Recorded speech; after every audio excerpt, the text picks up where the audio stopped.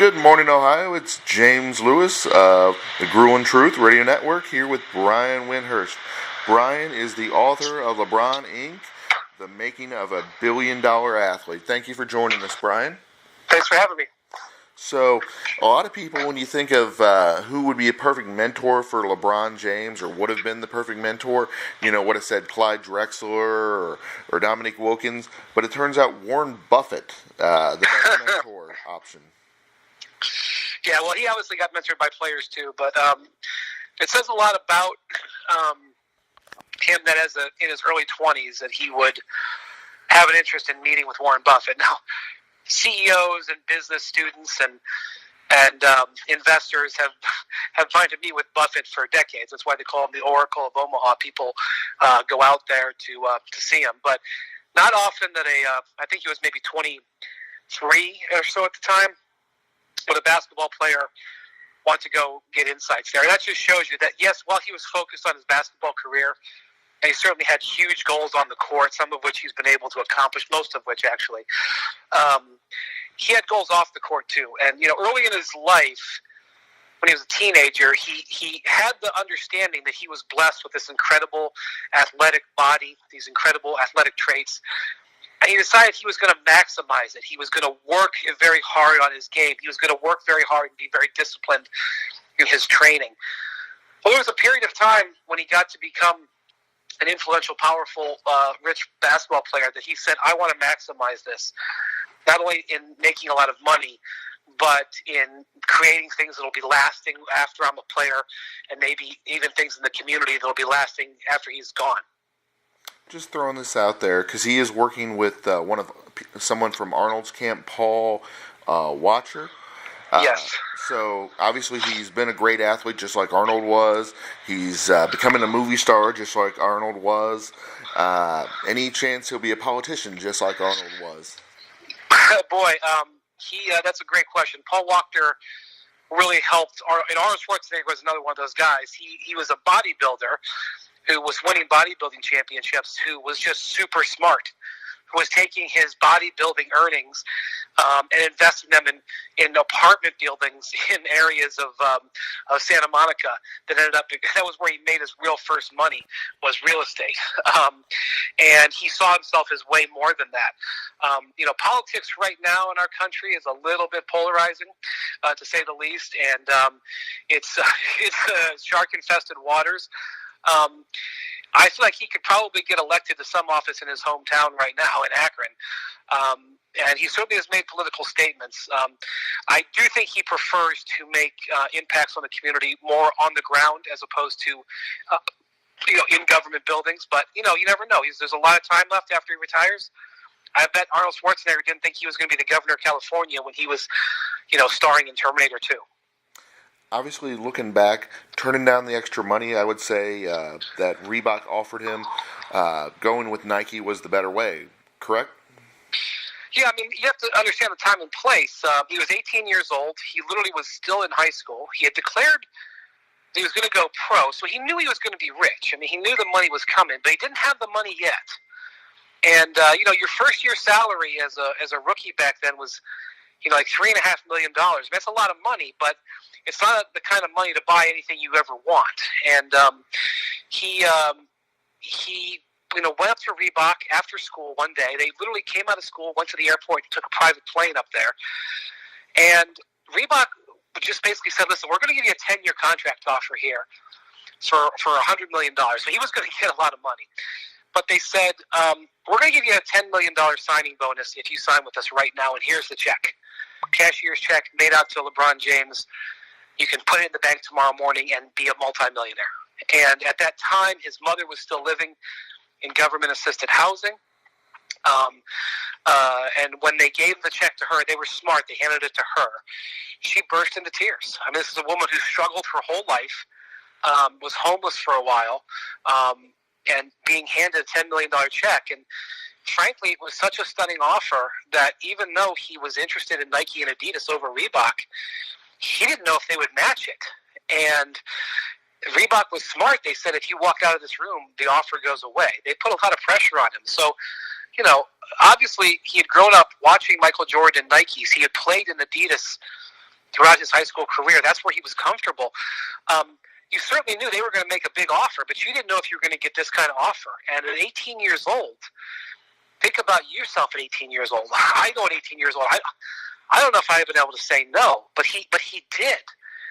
And it was just because he had perspective. It means there's even if you're ahead of the game as a teenager, having perspective for a 15 or 20 year outlook is very rare. And so, while he was gifted with tremendous basketball sense, I was blown away by his perspective, and it really has set up a lot of the decisions he's made in his career.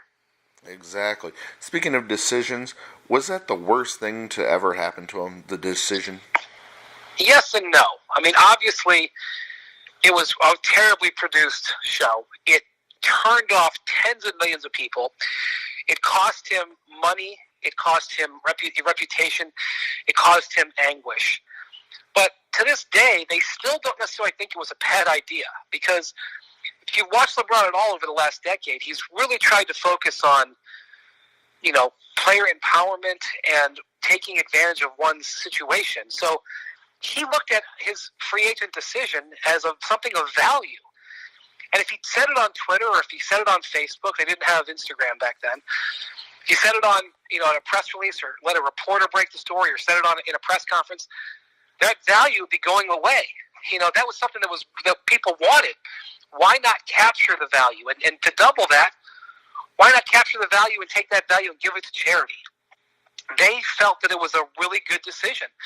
And it's kind of normalized that concept. We now see high school athletes, have their own little mini decisions because they want to control how it's announced, because it's important to them, not necessarily to make money, but to control it. And so it was a real game changer. It happened to be a failure, but what people don't realize is that they did a second decision. You probably saw it, and you probably don't even realize that you saw it. It happened last summer after he decided to sign with the Lakers. He, instead of having a press conference or doing anything in Los Angeles, he waited and invited the world media to come talk to him at the school he was opening in his hometown of Akron. And the reason the media went there was to hear from LeBron about why he went to the Lakers and his reaction and what he thought, just like the whole world tuned in to the decision to see where he was going. And he was able to take it, and just like he invested in charity in the first decision, he showed everybody what he was doing with his school. And not only did it help the school, but it inspired others to try to do that in different communities across the country. That was the decision too. But it was just handled much better and much smarter, and with savviness and with experience, and planned over a long period of time. But it was the same concept. Excellent. So it seems like he really learned and grew from that first experience, and it has shaped a lot of his career from that. Yeah, I mean, it's the nature of it. One of the reasons why he's rich and famous is because he's done a lot of stuff in public. But, when you have to flounder around and make mistakes in public, there can be consequences for that, even though sometimes making mistakes sets you up for much better things in the future. Does the Lakers missing the playoffs hurt him more on the court or off the court? Well, I think off the court he's pretty established. I mean, I think he was going to make the Space Jam movie, whether he was in Cleveland or whether he was in LA. He was going to make the Space Jam movie whether he was in the finals or whether he was out in the first round. I mean, they set the filming for July to be after the finals. So I think the real thing is, what you don't want is to have your legacy hurt. One of the things that he has said is that he feels his legacy is established. He really does believe, especially after winning that 2016 title, that I know that people are going to count rings and say, well, Jordan had this many and Kobe had this many, and that's fine. He feels like he's delivered on his promise and had a great career. But you're a little bit worried that you get the Jordan Wizards years. Those Jordan Wizards years were not the best way to cap off a career. And there's storm clouds on the horizon here. I think we'll know more in a year. We'll know more in a year about whether the Lakers have been able to improve the team. We'll know more in a year whether his season this year, which was plagued by injuries, was simply the result of bad fortune or if it was the beginning of his body slipping a little bit. I think this year was incredibly disappointing, but I don't think it changes anything in terms of his legacy. But again, there's more time here. We'll have to see how it goes. With Magic stepping down, is that a good thing or a bad thing? I think it's a very good thing for the Lakers because one of the problems with hiring a legend is what happens if you have to fire the legend. And as wonderful of a player, as wonderful of a businessman, as wonderful as a philanthropist as Magic is, I don't think he was a good basketball executive. And and the Lakers are in a time right now where they need a great basketball executive. And I just don't think he was equipped to do it. Now, maybe he would have pulled it off, but I think even he questioned whether he could, which is one of the reasons why he gave it up. So Lakers have an opportunity to hire a spectacular basketball executive. One of the great advantages that they have is so many people who are talented are interested in the job. There would be other jobs that would come open that would be pretty challenging to fill with great talent. That's not the case with the Lakers. Maybe they can't get their first choice, but they can get somebody on their short list. And they have the time and the ability to do it. So let's see them do it. Do you feel that they kind of run the organization too much family, too much nepotism? Definitely. I think it's a lovely story to say that, that the owner inherited the team from her father, and that she hired one of her father's best friends in Magic to run the team, and she hired Kobe Bryant's agent to be the general manager, and that basically the surrogate son of her longtime boyfriend, Luke Walton, the coach, was very, very close to her former fiance, Phil Jackson.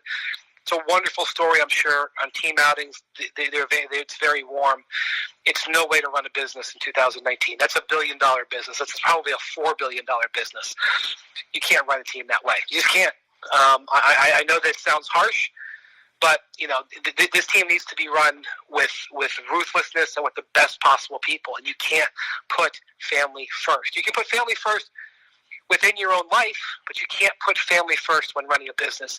Her brother ran the basketball operations before this. That was a disaster. She replaced her brother with Magic, who's basically a surrogate brother. You can't do it that way. It's not working. It's been the worst 6 years in the history of the Lakers. They've been the worst team record-wise in the last 6 years in the NBA. It's not working. Time to go and act like a billion-dollar corporation. So before we let you go, Brian, where are the best places to get your book, and where are the best places to follow you on the web? Yeah, well, you can get my book anywhere you get any books. You can get it on Amazon or Barnes & Noble, anything like that. Of course, it's available on audiobook, which is I prefer audiobooks in general. And I even had a really good actor with a much better and more pleasant voice than mine read the book. So it's definitely more pleasant than reading. So, and you can search me and find me on the internet. I'm not really super active on social media, so as long as you read ESPN, you're fine with me. Exactly. I was going to say, you're pretty much everywhere on ESPN, it seems, nowadays, and they do such a great job of covering sports. You can't go wrong with them. Yeah, well, some days are better than others, but, just kind of like a basketball player, sometimes you have to take a loss, you get up the next day and play the next game. So sometimes we have good days, sometimes we have bad, but we appreciate people sticking with us. Sounds great. Thank you, Brian. I appreciate you being on the show. Thank you. Have a good weekend.